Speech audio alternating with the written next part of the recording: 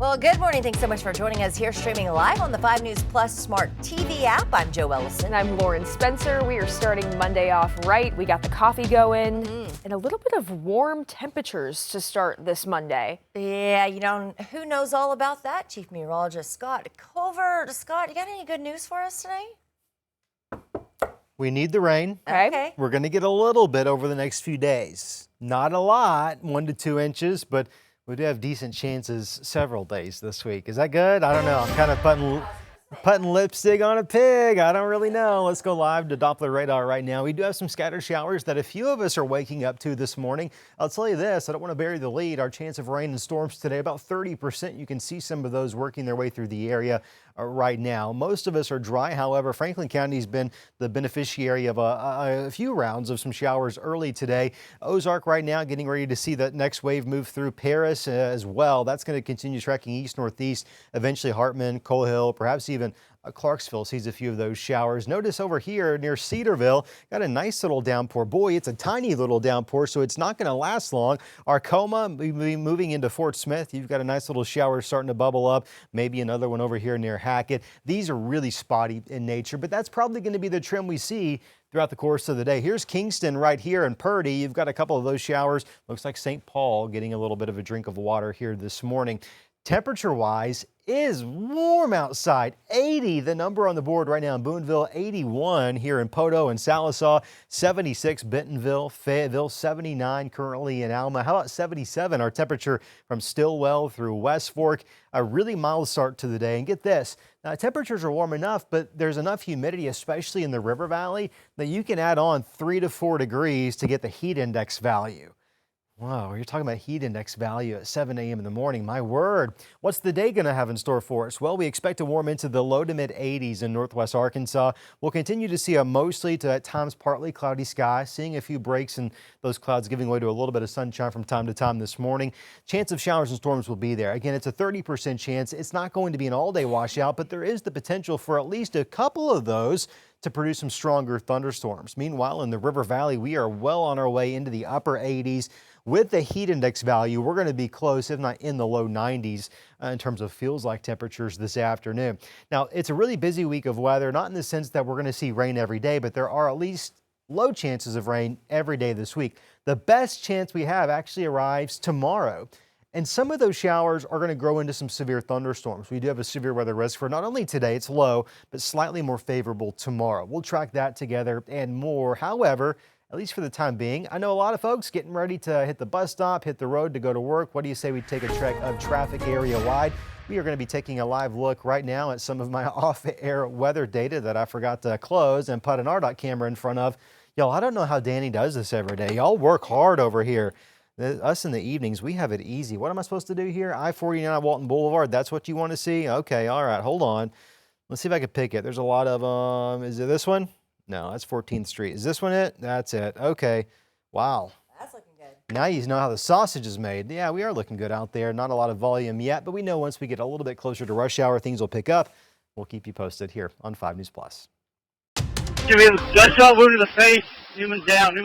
Dispatch, suspect down. Subject down to 4. Y11 station.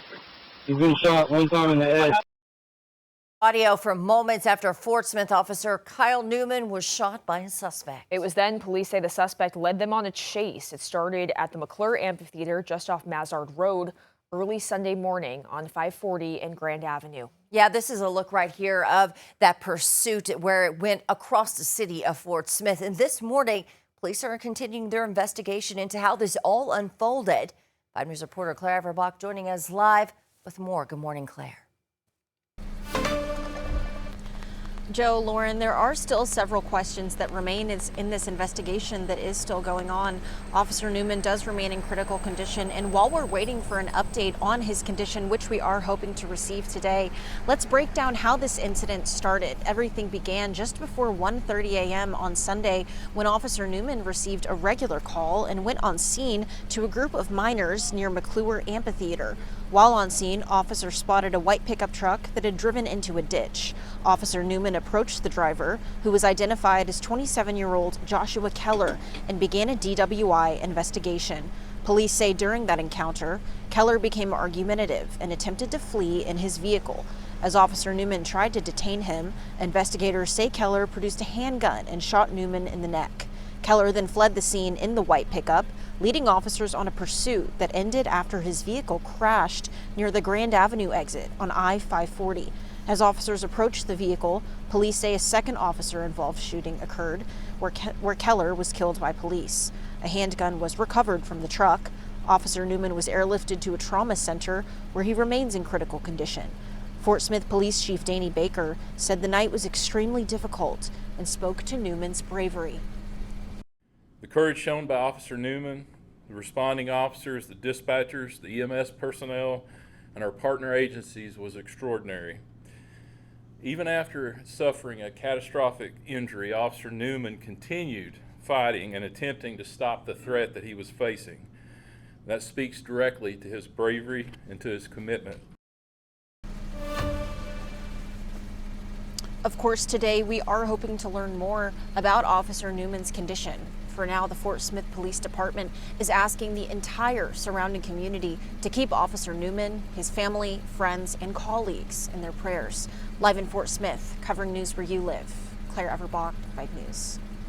Claire, thank you. We're also learning more this morning about Officer Kyle Newman. The police chief describes him as a family man, noting he served in the military and was sworn in January of 2025. Fort Smith Police Chief Danny Baker says Officer Newman continued trying to stop the suspect even after being shot. During a news conference, he credited Officer Newman as a hard worker and a great officer. He's a very good officer. Been very proud of the work that he's done and hope that he will continue to do. We also found this officer spotlight of Newman on the Fort Smith Police Department Facebook page. In December, a community member wrote into the department praising Officer Newman for visiting with children and families at UAFS after working a night shift. They called him a role model on and off duty, adding that they're thankful for his dedication to the community. Also learning more about the suspect. You see here, Joshua Keller, during a press conference, Police Chief Danny Baker said he wasn't immediately aware that Keller had significant run-ins with the department prior to the shooting. Though when Keller's truck crashed near the Grand Avenue exit, we asked him what led up to the officers opening fire. The police chief saying at this time they're preparing a case for the prosecutor's review and aren't sharing that information. 5 News reporter Bo Russell spoke with a man who was out very early on Sunday morning and was there as the chase unfolded. Take a look. Irvin Gutierrez left IHOP on Rogers Ave around 2 a.m. On his ride home, he started noticing sirens. The first one kind of caught my attention, but I didn't really think much of it. Seen the second one, I was like, okay, it's 2 of them, not a big deal. But the sirens kept coming. As I'm watching them all pass by, about 6 officers pass by at this point, I look back and I start to notice I'm hearing sirens in my direction. That's when Irvin realized he was directly in the line of a chase. By the time I started to pull off, I mean, the guy was right there next to me. In the video taken on Irvin's GoPro, you can see just how fast the truck passes him. Even slowed down, it's easy to miss. I was on the far right side of the lane by the time he passed me, and I mean, he was already over the line and everything. I mean, he was, or at least that's what it seemed like. By the time I looked over, I mean, I looked over and he was within at least an arm's reach, you know. Just minutes after the video was taken, suspect Joshua Keller was shot and killed blocks away from where Irvin was standing. I had no idea. I had no clue what was going on. Well, support continues to pour in from community members as we work to learn more about the investigation. We'll continue following this story and bring you the latest updates on Officer Newman's condition as soon as we get them. All right, let's take a live look out in Fort Smith. Good morning to you there. It is 7:09. We'll be right back with more news, weather, and the Daily Bird. 5 News This Morning is sponsored by Indigo Sky Casino, Jerry Neal's Barbecue, and Tucker's Furniture. Mad Money Mania, Friday 6 p.m. to 10 p.m. Play for your chance to win up to $10,000 cash at your premier gaming destination, Indigo Sky Casino and Resort. All month long, play for your chance to win over $1 million in total cash and gold rewards prizes. Enjoy chef-created entrees at Shawano Steak and Spirits Fine Dining, ice-cold adult beverages and live weekend entertainment, and luxurious hotel suites. Experience the Indigo difference. Highway 60 west of Seneca, Missouri. IndigoSkyCasino.com for details. A one-of-a-kind hickory flavor that only comes from Smoky Meats Fresh Daily. Served alongside Jerry Neal's house sauce, made from scratch. Jerry Neal's Barbecue is open Monday through Saturday at 10:30. A Fort Smith treasure since 1977. Serving so much more than great barbecue, Jerry Neal's is frying fresh catfish and shrimp daily. And try one bite of our twice-baked potatoes and you'll know why they're famous around here. Jerry Neal's Barbecue, 1823 Phoenix Avenue in Fort Smith. Tucker's Appliance in Springdale is your appliance superstore. If you want appliances, we've got them. Sleek, modern appliances from top brands you know. You want scratch and dents? They're back. You want refrigerators and ranges? We've got them. You want dishwashers? We've got them. You want washers and dryers? We've got them. And if you don't mind a few scratches here or a few dents there, you can save a whole lot. Tucker's, your appliance superstore in Springdale. When it's appliance time, it's Tucker time.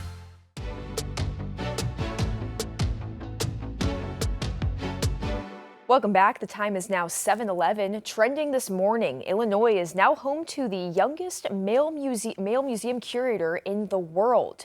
Guinness World Records recognized 11-year-old Anderson Taylor for the accomplishment. He was just 9 years old when he opened the museum in August of 2024. Anderson also regularly presents programs for libraries, schools, and organizations. Right now, he's trying to raise $50,000 to buy the building that's home to the museum. He's raised $20,000 so far. And following a humanoid robot going viral on social media, taking a plane ride by itself and being placed at a window seat, Southwest Airlines says it will no longer allow human-like or animal-like robots in the cabin or as checked baggage. The carrier cited the lithium-ion batteries commonly used in robots for the new policy. The batteries have previously caused fires on planes. In a statement, a spokesperson for the airline says the new policy is not in response to any single incident.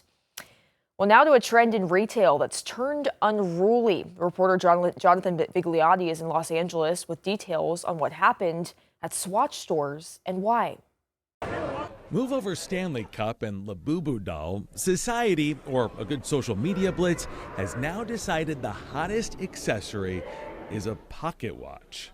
The kind your great-grandfather might have checked before boarding a steam train. There was probably like 200 to 300 people packed in there, just trying to be like the first in line at the door. The frenzy is over a new collab between watchmaker Swatch and luxury brand Audemars Piguet, whose timepieces normally sell for the price of a luxury car. This version costs around $400, which in luxury watch math qualifies as affordable, or to those trying to get their hands on one, a great investment. Some are reselling online for thousands of dollars. Enter chaos. You will be arrested. This is your final notice. It could have become like a stampede. If they did open the doors, it would have been a free-for-all. In suburban Philadelphia, nearly 100 officers responded after crowds at a mall became unruly. One shopper apparently tried forcing their way inside before opening. And in Milan, video captured shoppers brawling. It's unclear if this latest trend will stand the test of time or wind up forgotten when the clock strikes Labor Day. And Swatch says this watch is not a limited edition, which means there will be plenty more, though it's unclear at this point if that will be enough to ease the frenzy we've seen this weekend. Jonathan Vigliotti, CBS News, Los Angeles. Again, families, please stay together at this time. Most important right now. Well, coming up at 7:30 this morning, a new video shows the moment two U.S. fighter jets collide midair Sunday in Idaho. All of the aircrew members are safe. Those details ahead. But first, we're taking a live look over the Arkansas River near Morrison Bluff. Good morning to you there. Let's check in with Scott with a check of the forecast this Monday morning. Hey, Scott. Hey, good morning, Lauren. Not a bad start to the day. Beautiful look over the Arkansas River there. I want to show you what it looks like here on Rogers Avenue in Fort Smith. Traffic's moving smoothly in both directions. We're in good shape overall. No accidents being reported to us yet this morning. You have to imagine there's probably going to be one or two out there. 79 currently in Fort Smith. Look at this. It feels like 82. There's a heat index this morning. That's because the humidity is really high. When we have dew points in the 70s, that's like truly tropical air. It's the same type of air mass that you would experience if you were on the Gulf Coast, whether that was Galveston, whether that was New Orleans, whether that was Pensacola or Miami. Anywhere along the Gulf Coast, you've got dew points in the 70s. That's the same air that we're walking out to this morning. Meanwhile, in Rogers, it's humid, 75 degrees the current temperature under a mostly cloudy sky. Winds are light at the moment, but they are going to pick up throughout the day. Notice live radar shows scattered showers rolling through portions of the area. These are scattered in nature. Overall, our chances are about 30%. Let's zoom in, take a closer look at some of these. The largest cluster we've seen now runs from about Cass down through Ozark over towards Altus. We cross the river over towards Paris. Some of these extending over towards Mount Magazine State Park. Those lifting towards the east-northeast. So I do expect parts of Subiaco, perhaps New Blaine, there in Morrison Bluff, where we just had the live look, into Clarksville, Coal Hill, to see some rain here over the next few minutes. We've seen a few develop in Madison County, Huntsville, Hinesville, parts of Clifty, seeing some showers. Got a couple rolling through Fort Smith right now, Fort Smith and just to the north of Arcoma. You got some moderate rain rolling through west side of town, downtown Fort Smith there, moving up towards Van Buren. We'll see a few light rain showers. Did have a couple move through Natural Dam. Now those are in Lee Creek. You get the idea that these are really spotty in nature. By this afternoon, maybe we see a few more of them develop that have the potential of becoming some larger showers, maybe even a couple of strong thunderstorms. This is looking at 2 o'clock this afternoon. With time, you'll start to see some of those wane off. And I do think about 5, 6 o'clock tonight, we're probably going to be in fine shape. To severe weather wise, we have a level 1 risk for severe storms all across the area here. That's going to be out of 5, right? So we're on the lower end of the scale. The only exception being far northwest Arkansas, specifically Benton County, Delaware, Adair, under that level 2 risk. Tomorrow, we're all under a level 2 risk of severe storms. I think some damaging winds and some hail will be the most likely hazards tomorrow. Here's 10 a.m. tomorrow morning.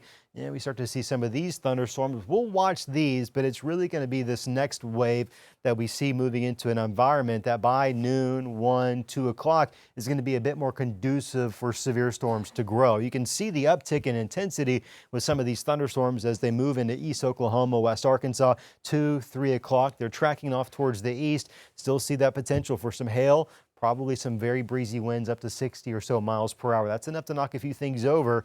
4 o'clock, we're starting to see them push out of the area, and I think about 6 p.m. we're mostly going to be done. Now, the one thing you're going to notice today, aside from that 30% chance of rain, are the winds. It was breezy this weekend. I know you probably experienced that. Today, though, winds are actually going to be a tad bit higher. I think by, let's say, 10 o'clock this morning, we're looking on average 20 to 30 mile per hour wind gust. We get into this afternoon, and I think we're looking more like 30 to 35 mile per hour gust. So certainly a day that you might consider an extra score to that old Aquanet. 30% today, 70% tomorrow. Again, this is going to be our better bet for rain, better chance of severe storms. With that said, there will be some lingering lower chances of rain Wednesday, Thursday, Friday. Doesn't mean it's going to be all day washouts. In fact, with chances that low, you would have to expect that there's a good fair amount of folks that may not see much of anything at all. With that said, with the rain we pick up between now and let's say Friday night, that's on track to be anywhere between 1 to 2 inches of rain. And you could think, oh my gosh, Scott, there's a chance of rain like literally every day in your forecast. What are you telling me? 1 to 2 inches? Well, that simply underscores the highlight here is, well, it's going to be somewhat spotty. Not everyone's going to see it. At times, there's going to be a lot of dry weather, and you can probably go a day or two without seeing anything. Meanwhile, the town next to you gets a good old gully washer. Unfortunately, that's just kind of the nature of what we're looking at after tomorrow.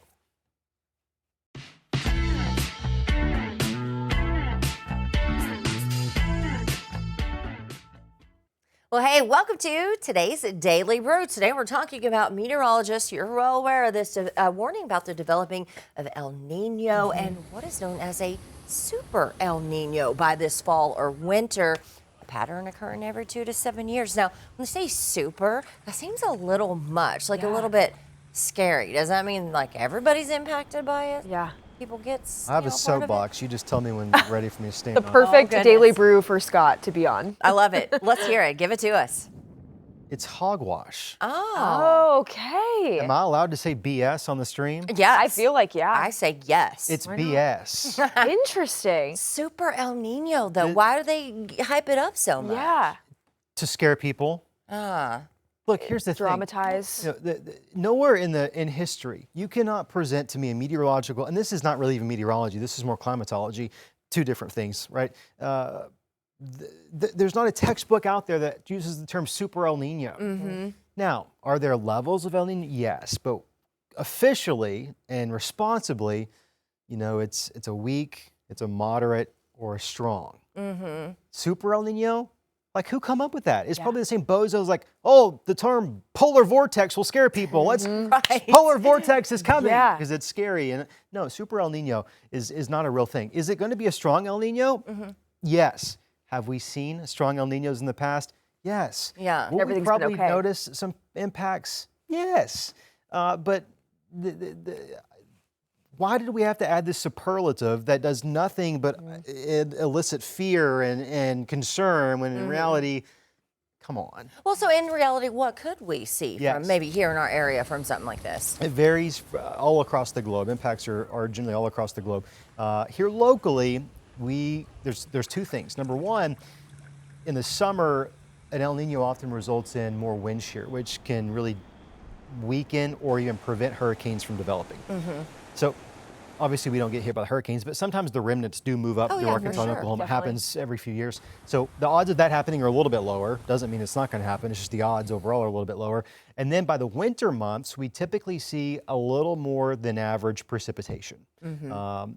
That all depends on the strength and the timing of a lot of other various factors. But when you look at all the El Ninos, especially some of the stronger ones, you would tend to think, okay, the southern part of the country, ranging from the desert Southwest all the way over to Florida, including us, starts to see a little bit above average. Now, you often in El Ninos will see it's described as colder temperatures.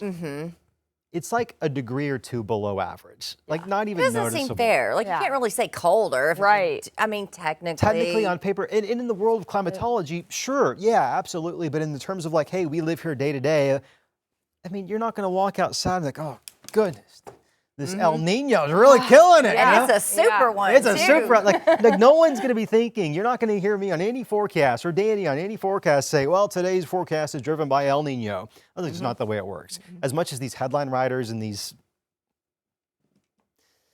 people want to like make people have this like fear and this misunderstanding of this like big, scary new monster that's coming, that's like just not the case. Yeah. Stop it. Stop scaring people with the weather. It's like, it sometimes can be bad enough on its own. It doesn't need a hype man. Just like let it be what it's always been. So we're just dropping super. When you see super, you heard it first here. We don't need We it. got Scott on his soapbox this morning, and I love it. I'm annoyed by that kind of crap anyways.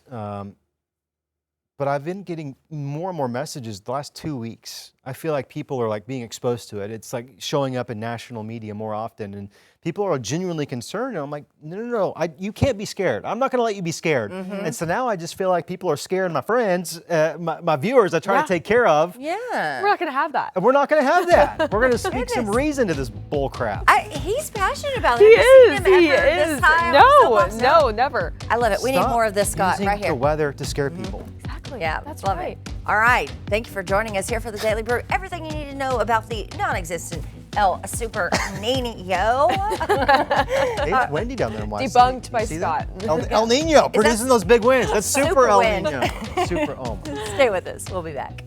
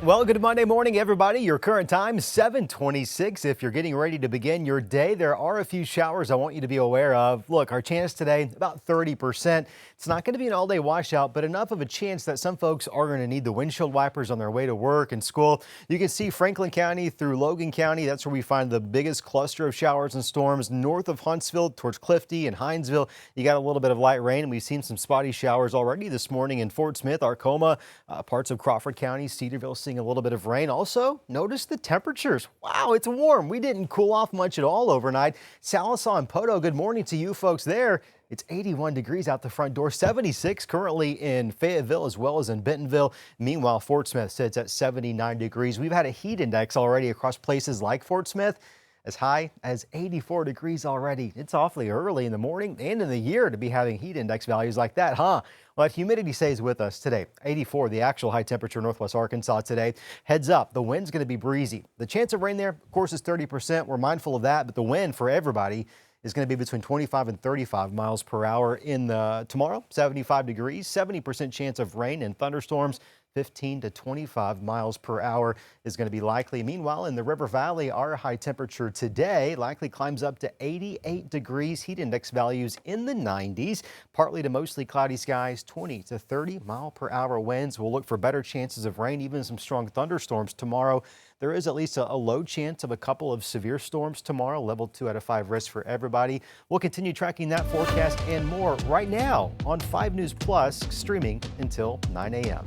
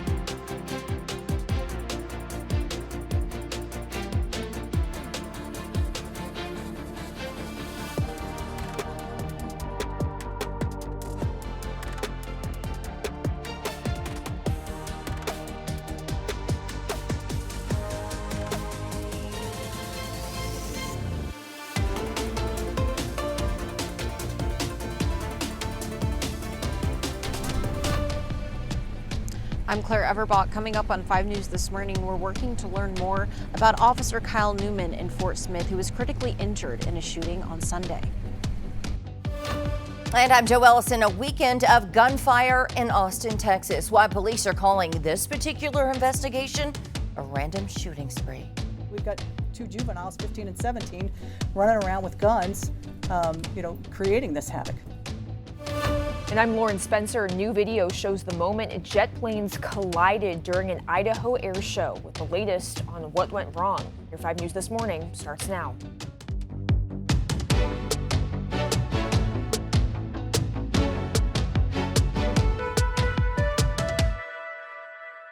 Well, thank you for tuning in to 5 News this morning. I'm Lauren Spencer. I'm Joe Ellison. Did you hear that little pop there? Sometimes we have problems like running back to the desk and getting on.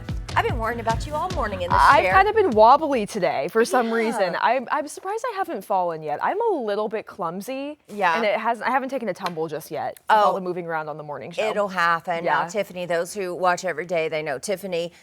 She's on break right now, but she has actually almost tripped and fell right back here. No. Yeah. So I tell you, it gets a little dangerous around here, Scott. Sometimes we just got to slow down, take it all in. Slow down and take it all in.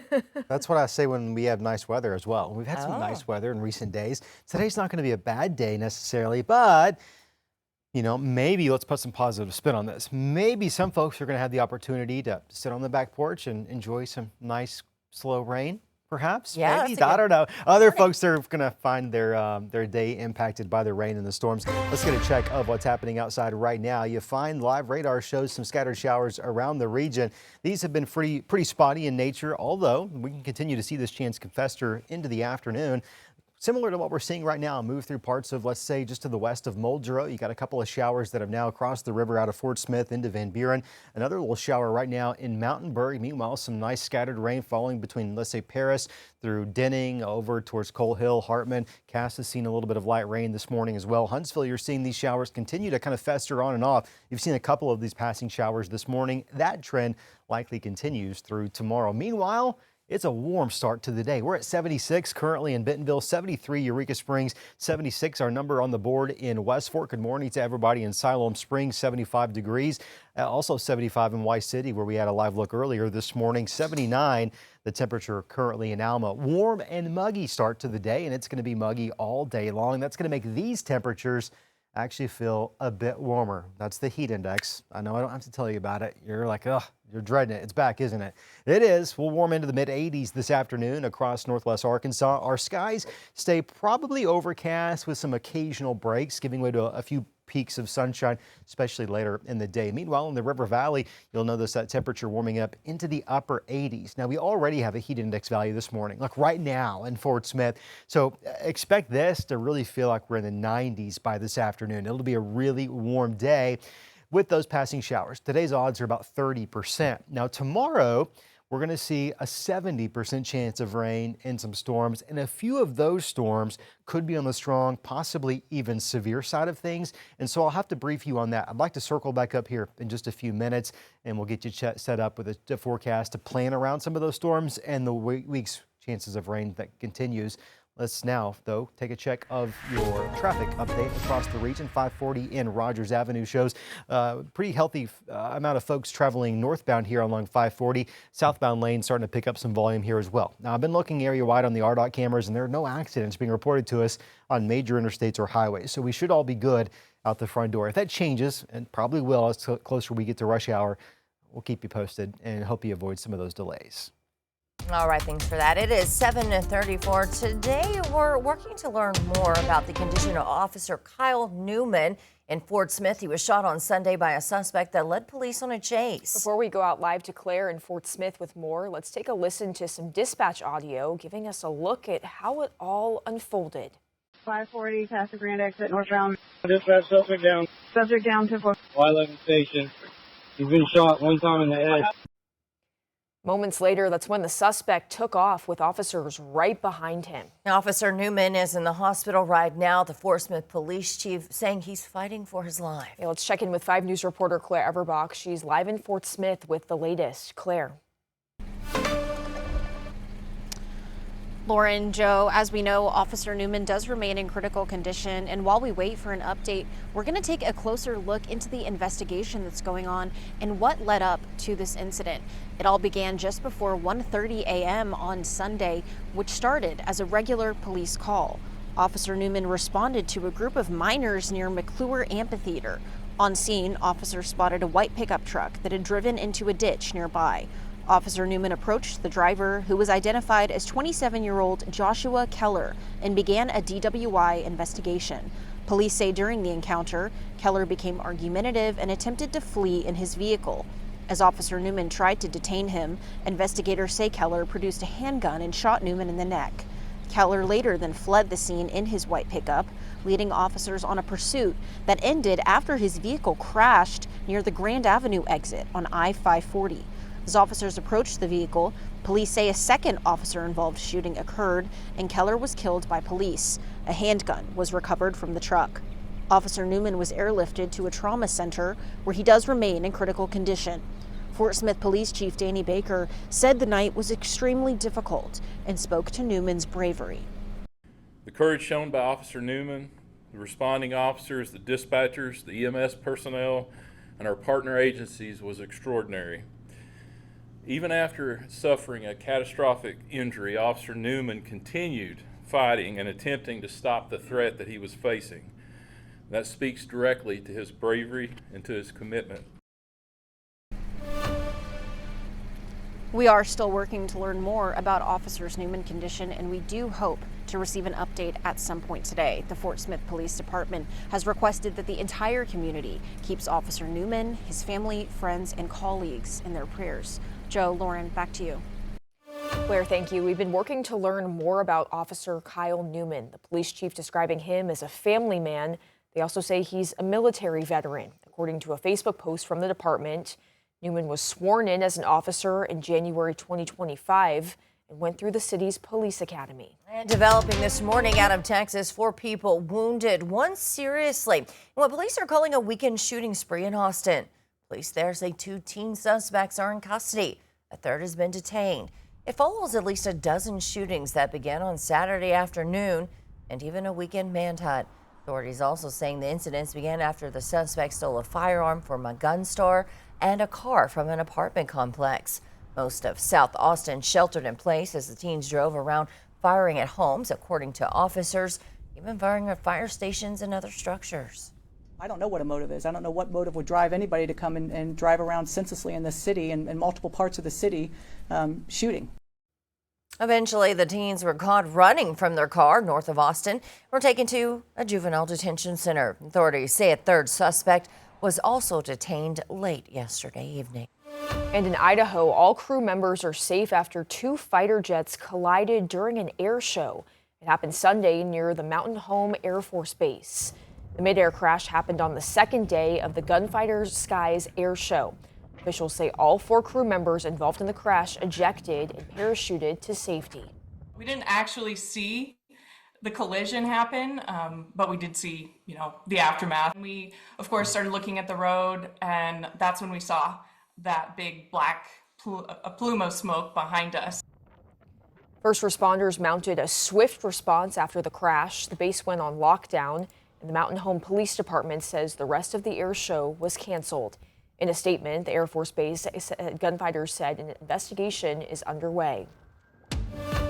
Well, coming up, President Trump is threatening Iran as a peace deal remains out of reach. We'll have the latest on where things stand and a new attack that's testing the ceasefire.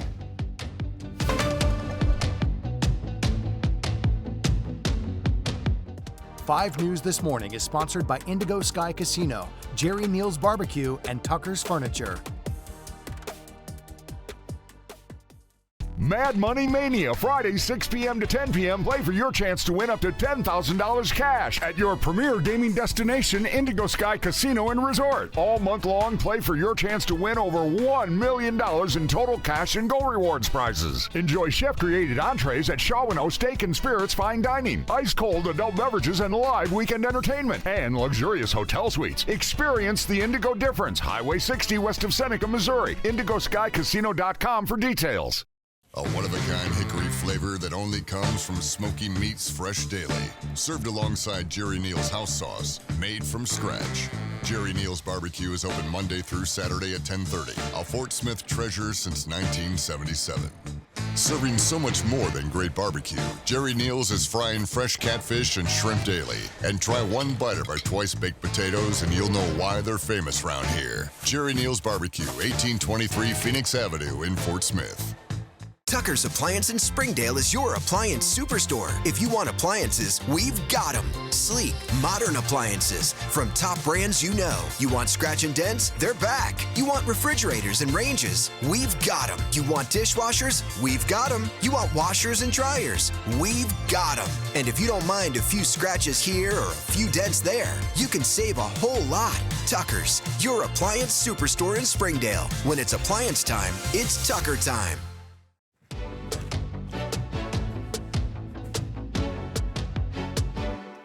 welcome back. It is 7:41. A new CBS News poll shows many Americans don't believe the war in Iran is helping U.S. interest. And as President Trump warns that the clock is ticking, Iran says is preparing a plan for traffic through the Strait of Hormuz. Bradley Blackburn has more.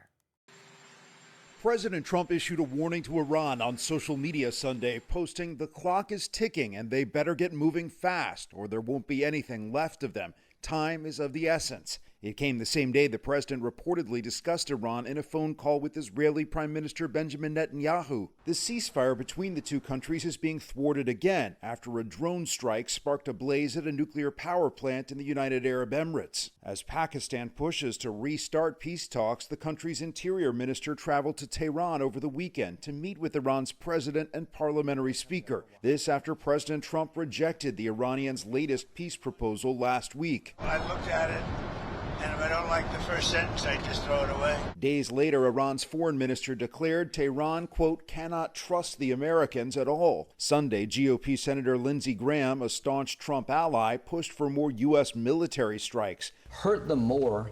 Maybe they'll make a deal if you hurt them enough. While Democrat Chris Van Hollen said the conflict needs to end. The fastest way to end the war in Iran is just to stop digging a hole even deeper, and that's what we should do right now. As hundreds of ships remain stranded in the Strait of Hormuz due to the war, Iran says it will soon unveil a plan to allow some traffic to pass through. President Trump argues the U.S. controls the strait with a military blockade still in place. A new CBS News poll shows that many Americans believe neither side has the advantage in the conflict. Bradley Blackburn, CBS News, New York. All right, thanks for that. Now, in that same news poll, 69% of those surveyed said they're not getting a clear understanding of the situation at the Strait of Hormuz, compared to 31% who say they are. Well, it comes as U.S. officials say Iranian hackers are suspected in a series of breaches that targeted fuel tank monitoring systems at U.S. gas stations. The breach altered display readings on the tanks, but not the levels of fuel inside. Experts say by gaining access to these systems, hackers could make a gas leak go undetected. If Iran's involvement is confirmed, it would be the latest case of Tehran threatening critical U.S. infrastructure. Now, while officials investigate those breaches, drivers were still feeling the pressure at the pump. According to GasBuddy.com, the price for gas in our area on average sitting over that $4 mark. In Rogers, $4.02. Fort Smith seeing on average a little higher at $4.05. Clarksville the most this morning at $4.09. All right, taking a live look over Fayetteville at 7:43. Scott, is that a painting or real life? I don't know. That is nice. Live from our Slim Chickens camera there along the Fulbright Expressway. I've got another look at that similar area here in your traffic report. We do have some growing congestion on I-49 northbound. Is it anything unusual? Nope, absolutely not. Typical congestion you would typically see this time of the morning. Expect some slow drive times. 49 north between, of course, Fayetteville into Bentonville. As for the weather, 79, our temperature in Fort Smith feels like, or heat index, already up to 82 degrees. These dew points are high. I'm telling you, the air is muggy. It's thick. You're going to feel it today. 76, the current temperature in Fayetteville as we continue to see mostly cloudy skies. Winds are light this morning. Those are going to pick up. Also have a chance of rain. Seeing some of that on radar right now. It's about a 30% chance of rain throughout the course of the day. You see almost a broken line of showers extending from Eureka Springs through Huntsville, not far from St. Paul, back towards Oark. You get into, let's say, Coal Hill, New Blaine, Subiaco,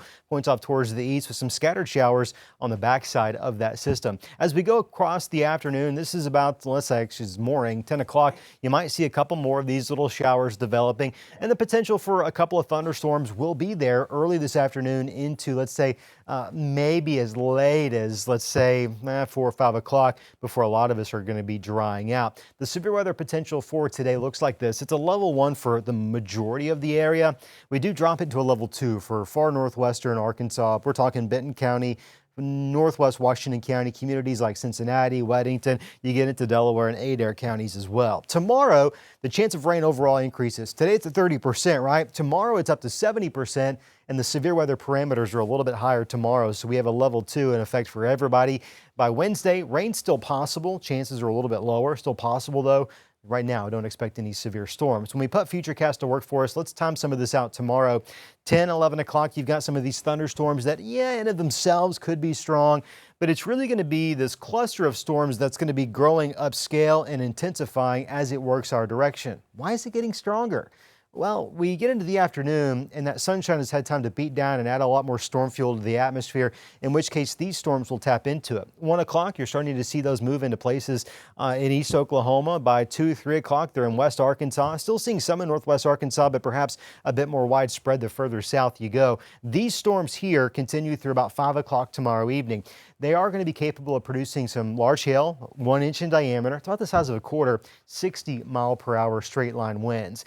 That's the primary concerns tomorrow with that level 2 risk. For today, we're going to have some breezy conditions that have nothing to do with thunderstorms or rain. In fact, by 10:30 this morning, we're looking at 20 to 30-mile-per-hour wind gusts. These are right out of the south. So if you thought it was humid today, well, there's more humidity where that comes from, straight from the Gulf. By this afternoon, those winds still looking pretty breezy. 6 o'clock tonight, maybe you got ball practice outside. You had plans to go for a bike ride.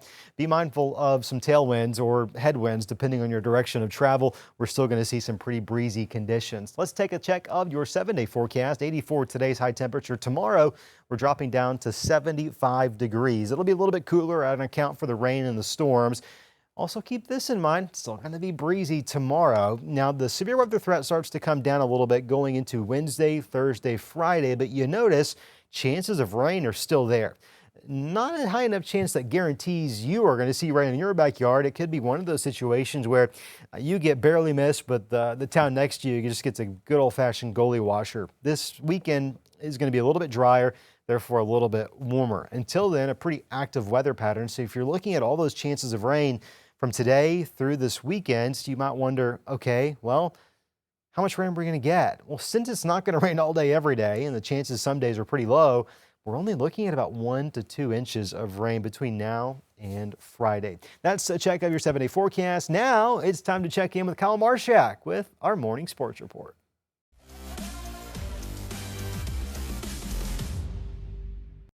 Busy weekend for Arkansas athletics. Where will baseball end up in the SEC tournament? Will track and field win a ring again this season? And can Arkansas softball punch their ticket to the Super Regionals? Let's answer that last question first, shall we? All right, Dateline Fayetteville. A lot on the line in Bogle Park. If South Florida wins, they force a winner-take-all game 2. If the Hogs win, they're headed to the Supers. Peyton Burnham in the circle, but the Bulls got out a couple of soft hits in the first.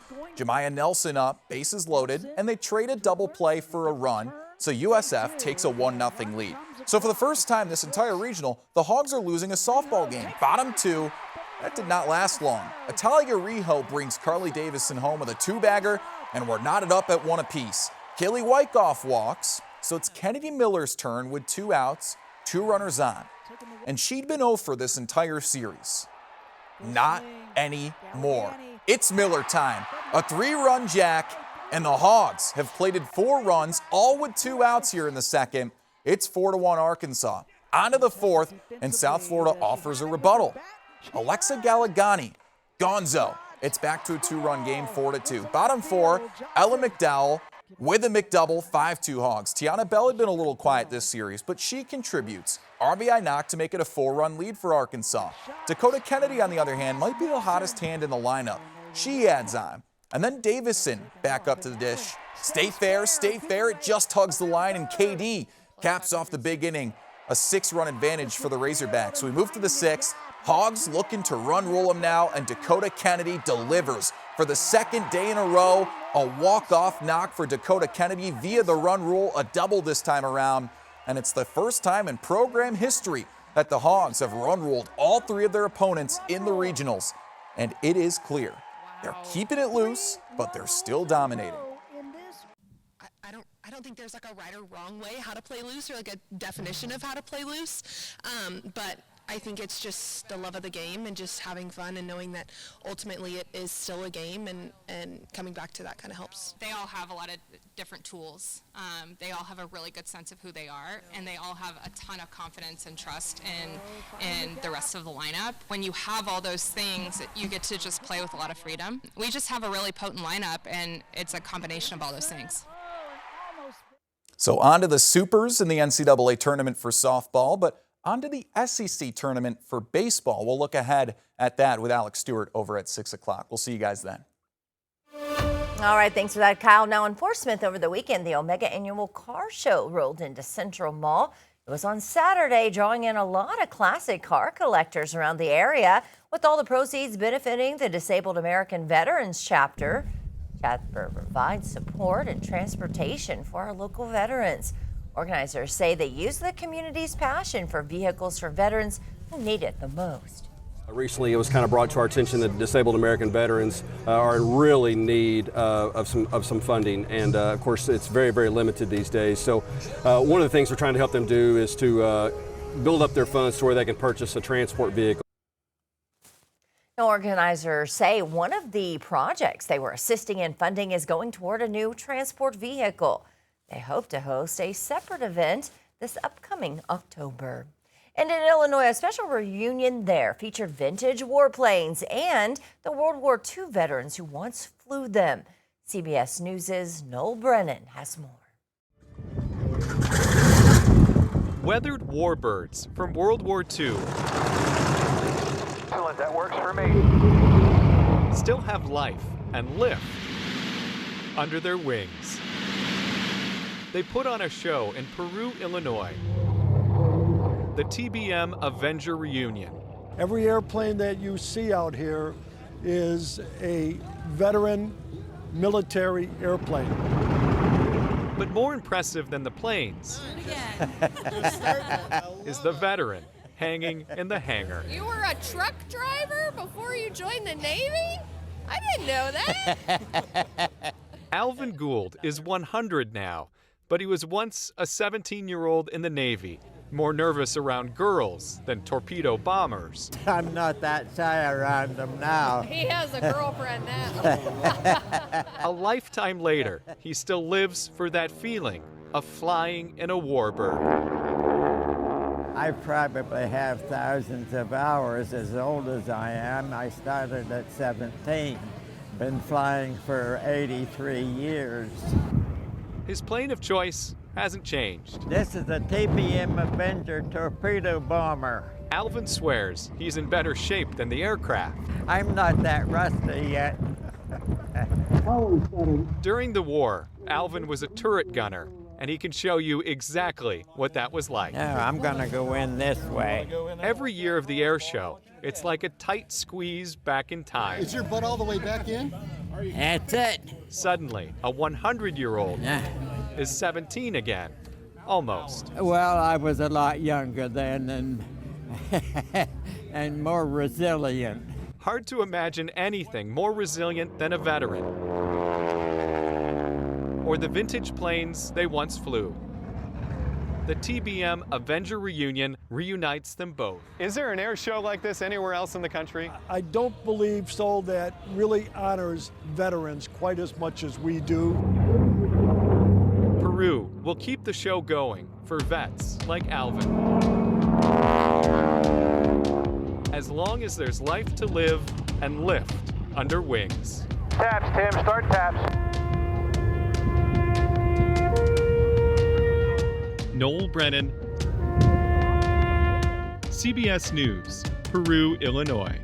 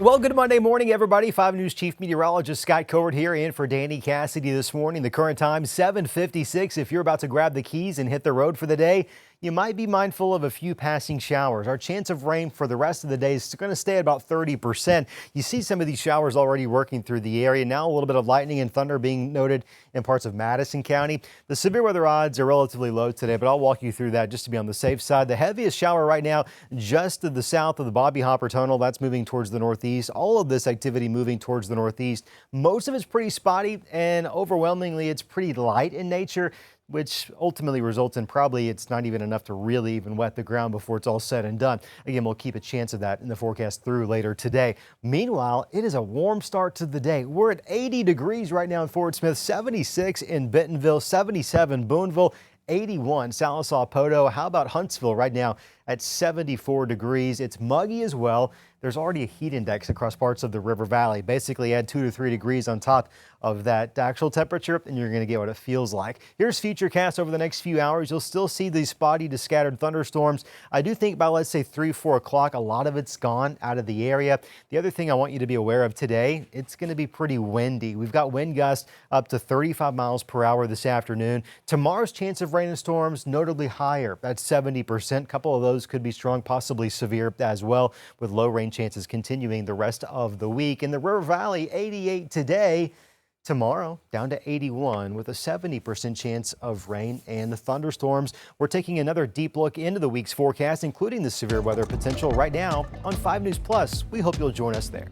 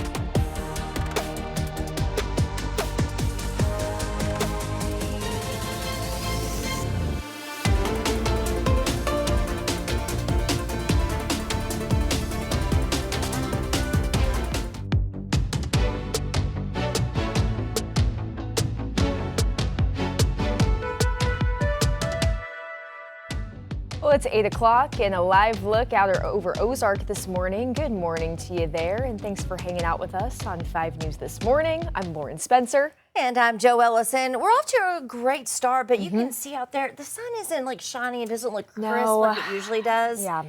I think it's because, let's draw Scott in on this. Is that because we got some humidity going on out there? The clouds are definitely an indicator of some mid-level moisture. You nailed it. And here at the surface, oh, it's muggy. Yeah. It is. I felt it yesterday. It's going to get worse Monday. And sure enough, you're going to walk outside. You're going to have all the frizz. Yeah. I'm sorry. It just... Maybe it's like a hat day or something time today. of the year. Yeah, Well, yeah. between that and the wind, it may not be a bad idea because it's going to be windy. Yeah. Let's get straight to live radar. We do have some rain showing up across the area, nothing severe, but I have noted a couple of lightning strikes in the last 10 minutes across parts of Madison County. So you might be hearing an occasional rumble of thunder. Notice as this loops, it's a 1-hour radar loop, which tells us, okay, everything's moving pretty quickly. It's also pretty spotty in nature. You got the largest section of rain stretching from Eureka Springs down towards, let's say, over towards New Blaine. All that's passing towards the east. So Clarksville's about to get a good soaking rain for a few minutes before it pushes on out of the area. Mountainburg has seen a little bit of rain. We take a little closer look into the River Valley. Here's Mountainburg here. You start to see some more moderate downpours near the Bobby Hopper Tunnel. Getting ready to see a couple of these little showers move back across the river from Fort Smith over towards Van Buren. Alma may be getting in on the action there. Notice parts of the Northwest Arkansas Metro. Majority of the area between Fayetteville up towards Bella Vista dry at the moment. Wouldn't rule out a couple of showers here this morning. Overall, it's a very mild start to the day.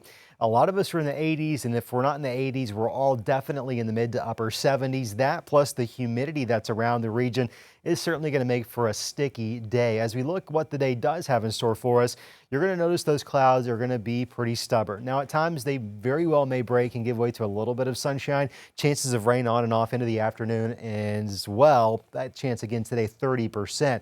And the River Valley, we're headed for the upper 80s today. And with the humidity, it'll definitely feel like we're in the low 90s this afternoon. I do want to show you the 7-day forecast coming up in just a bit. For now, this is a little highlight of what I'm tracking over the next few days. Isolated rain chances today. Storms this week are going to be possible, especially tomorrow, and there is at least a level 2 risk of some strong to severe thunderstorms.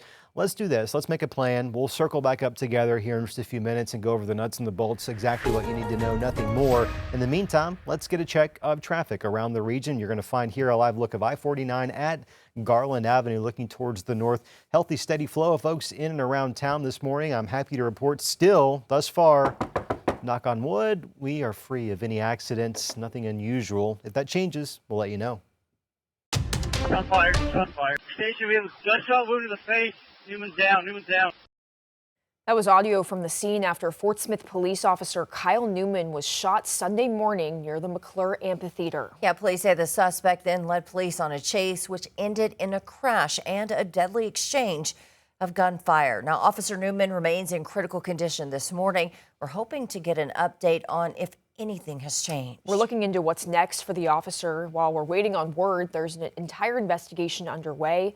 Started with a routine call. Around 1:30 Sunday morning, Officer Kyle Newman responded to a call about a group of minors near the McClure Amphitheater. On scene, officers spotted a white pickup truck that had driven into a ditch nearby. Officer Newman approached that driver, which police have identified as 27-year-old Joshua Keller, began a DWI investigation. Police say during that encounter, Keller became argumentative and attempted to flee in his vehicle. You see the white truck right there on Interstate 540 when this was shot on Sunday. As Officer Newman tried to detain him, investigators say Keller produced a handgun, shot Newman in the neck. Keller then fled in that pickup, leading officers on the pursuit. As officers approached the vehicle, police say a second officer-involved shooting occurred and Keller was killed by police. A handgun was recovered from the truck. Officer Newman was airlifted to a trauma center where he remains in critical condition.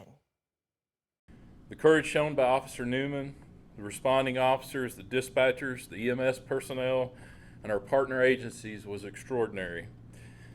Even after suffering a catastrophic injury, Officer Newman continued fighting and attempting to stop the threat that he was facing. That speaks directly to his bravery and to his commitment. The police chief described Officer Newman as a family man. Also saying that Newman is a military veteran. He was sworn in January 2025 after completing the police academy and has been with the department for over a year. While the investigation is underway, people in the Fort Smith community are now offering their support. Now we'll continue to monitor Officer Newman's condition. We'll track the latest on the investigation as well. You can always find our latest reporting on the free 5 News mobile app here on 5 News Plus Smart TV app. Meanwhile, 4 people were wounded, one seriously, in a weekend shooting spree in Austin, Texas. Yeah, police say 2 teen suspects are in custody and a 3rd person has been detained following at least a dozen shootings that began on Saturday. Authorities say the incidents began after the suspect stole a firearm from a gun store and a car from an apartment complex.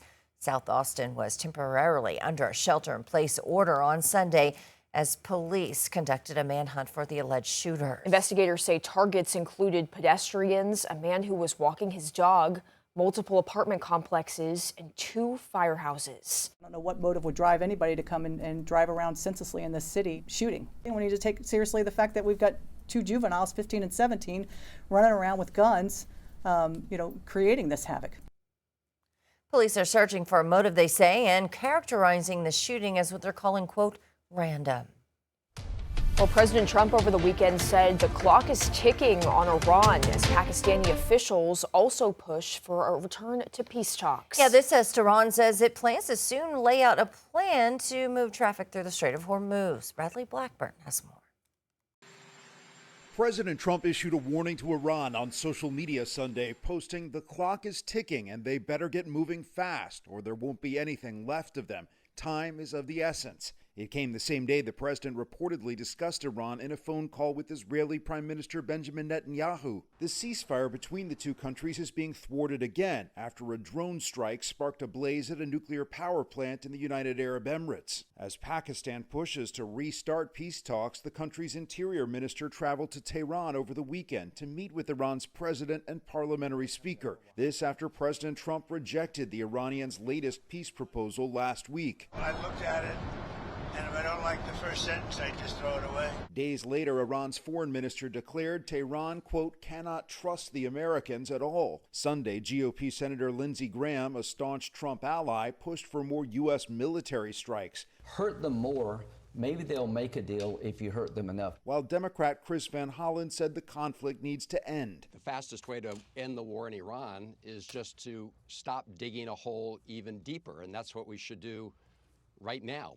As hundreds of ships remain stranded in the Strait of Hormuz due to the war, Iran says it will soon unveil a plan to allow some traffic to pass through. President Trump argues the U.S. controls the strait with a military blockade still in place. A new CBS News poll shows that many Americans believe neither side has the advantage in the conflict. Bradley Blackburn, CBS News, New York.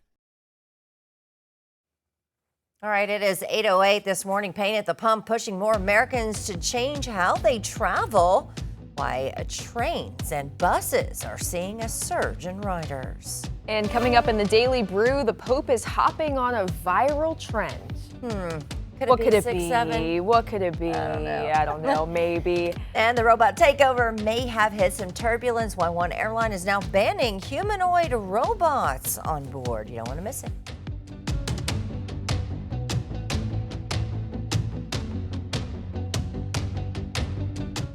5 News This Morning is sponsored by Indigo Sky Casino, Jerry Neal's Barbecue, and Tucker's Furniture. Mad Money Mania, Friday 6 p.m. to 10 p.m. Play for your chance to win up to $10,000 cash at your premier gaming destination, Indigo Sky Casino and Resort. All month long, play for your chance to win over $1 million in total cash and Go Rewards prizes. Enjoy chef-created entrees at Shawano Steak and Spirits Fine Dining, ice-cold adult beverages and live weekend entertainment, and luxurious hotel suites. Experience the Indigo difference. Highway 60 west of Seneca, Missouri. IndigoSkyCasino.com for details. A one-of-a-kind hickory flavor that only comes from Smoky Meats Fresh Daily. Served alongside Jerry Neal's house sauce, made from scratch. Jerry Neal's Barbecue is open Monday through Saturday at 10:30. A Fort Smith treasure since 1977. Serving so much more than great barbecue, Jerry Neal's is frying fresh catfish and shrimp daily. And try one bite of our twice-baked potatoes and you'll know why they're famous around here. Jerry Neal's Barbecue, 1823 Phoenix Avenue in Fort Smith. Tucker's Appliance in Springdale is your appliance superstore. If you want appliances, we've got them. Sleek, modern appliances from top brands you know. You want scratch and dents? They're back. You want refrigerators and ranges? We've got them. You want dishwashers? We've got them. You want washers and dryers? We've got them. And if you don't mind a few scratches here or a few dents there, you can save a whole lot. Tucker's, your appliance superstore in Springdale. When it's appliance time, it's Tucker time.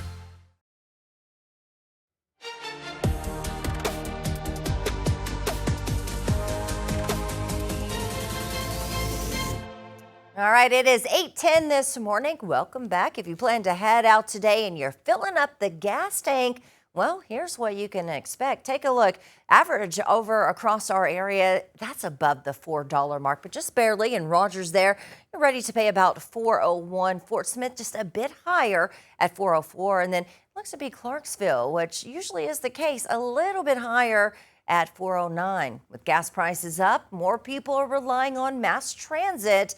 Let's check in with CBS correspondent Tim McNicholas following that story. Transportation hubs like Union Station in Washington, D.C. are even busier than usual lately. The railroad giant Amtrak reports a 5% increase in passengers in March compared to a year ago. Instead of getting a rental car and driving to D.C., I decided to take the train. It was a lot easier to take the train and save a few bucks. Gas prices are up more than 50% since the war with Iran began, as driving Americans out of their cars and on to public transit. I filled my tank up last week. It was $55 to fill it up. That's the first time I've ever spent that much on my vehicle. In a lot of the big cities in this country, the ridership of public transportation went way down after COVID. It's going to start ticking up. People are going to be frustrated. They're not going to want to drive as much. And it's not just trains. The e-scooter and bike company Vio says it surveyed its riders in late March. 68% of respondents said they're replacing some car rides with e-scooters and bikes due to recent gas prices. Trailways, the largest network of bus companies in North America, also saw a 5% increase in March compared to last year. And then we see April also up 9%. That's when we know it's not just natural growth. This is from the gas prices. Trailways.com president Alex Berardi says long-distance travelers are also steering toward buses, with jet fuel prices pushing skyward and airfares up 15%. People were booking last second a little bit more. We think that could be around the uncertainty in the travel market. People are looking and they're shocked by the prices and they're trying to figure out, how am I going to get there? Tim McNicholas, CBS News, New York. Time now 8:13. A check of traffic shows we are still free of any accidents or anything unusual. I want to show you what it looks like in Fort Smith. This, of course, I-540 looking from Old Greenwood Road off towards the south there. A healthy amount of folks traveling this morning, but not encountering any unusual delays. Of course, there's a few slow spots that we typically see around the area. If you're going to be out and about today, 70s this morning, 80s by this afternoon. It's going to end up being a pretty warm day. Rain chance at 30%. Not everyone sees rain, but some certainly will. Right now in Fort Smith, as you'll wake up, temperatures are at 80 degrees, but it feels already like 84. Why? Well, that's the heat index. Big factor in that.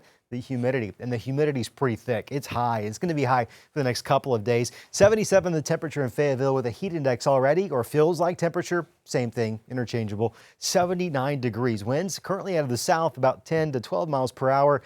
Those winds are going to be picking up with time. Let me show you live Doppler radar. As we scan the skies above us, we find some scattered activity on and off. And this is going to continue to be the case probably for the next few hours. Notice it's not necessarily widespread, but there are places such as Franklin County, even Crawford, that have seen repeated rounds already this morning of these on and off showers. That's probably going to continue to be the case. Haven't seen a lot in the way of lightning or thunder. Did see a couple of lightning bolts, so we probably heard a couple of rumbles, but are starting to see that really start to begin to materialize near Fern. You start to see a few more of those lightning strikes to the north of Mulberry, getting close to Devil's Den State Park with this cluster of showers right here. In terms of those temperatures area wide, you can see, my word, we're all pretty mild. Upper 70s NWA, some upper 70s in parts of the River Valley, as well as those low 80s. As we put Futurecast to work for us to help us kind of plan accordingly, this would be around 10 o'clock this morning. It does indicate some additional scattered showers. The thing that I want you to take from this is not that we're going to expect these storms at this exact place at this exact time. It's not that good, but it does give us a pretty good idea of spatial coverage. How many of them are there going to be? Are they scattered? Are they widespread? Are they isolated? That's the kind of takeaway that I think we can glean from Futurecast here. And it continues to show some on and off showers into parts of northwest Arkansas and the River Valley through about 3-4 o'clock this afternoon, at which we're slowly but surely pushing those out of the region. The severe weather chances for today, level 1 in green, which is the majority of us, level 2 in yellow. This forecast hasn't really changed any at all. It was just updated moments ago, and it's been pretty consistent for the last 4 to 5 days. Tomorrow also pretty consistent. All of us under a level 2 out of 5 risk of severe storms. Tomorrow, it's going to be a bit more widespread. We'll begin Futurecast here about 11 o'clock in the morning. Scattered thunderstorms around the area. Could produce some heavy downpours, maybe some lightning and thunder, but it's going to be the secondary round that moves in late morning, early afternoon. This is what radar could show us about 2 o'clock. You'll find these are intensifying because we're entering into a time of day in which there's a lot more sunshine. There's more storm fuel available for these storms to tap into, and you'll find that that cluster continues producing some heavy downpours, maybe even some pockets of hail, some damaging straight line wind gusts through about 5 o'clock tomorrow evening, at which point a lot of it, maybe not all of it, but a lot of it kind of pushes off towards the east. One other thing to note about today, and really tomorrow for that matter, winds are going to be pretty gusty, 25 to 35 miles per hour out of the south. Tomorrow, 15 to 25, so not much of a difference, but enough that at least it's a little bit more helpful. Temperatures come down as a result of this front coming through. The front, though, kind of parks itself nearby, which keeps an unsettled pattern with chances at 40% Wednesday, Thursday, and Friday. Doesn't mean it's going to rain all day, all of those days. In fact, it's probably going to be somewhat scattered in nature. Good news is we need a good soaking rain. Bad news is between now and Friday, we're only going to get 1 to 2 inches. And you might be looking at that forecast and say, wow, there's a chance every day. What do you mean we're only going to get 1 to 2 inches? Well, it's pretty scattered and broken a lot of times, kind of like what you see today. It's not lasting long enough or hitting enough places to really result in widespread accumulating rainfall. So we'll take what we can get. 1 to 2 is the range. Keep in mind, it's a range for a reason. Not everyone gets 2. Probably plenty of folks end up getting closer to 1. Sadly, we need closer to about a foot or so of rain over the next 60 to 90 days. And unfortunately, that's going to be pretty tough to come by.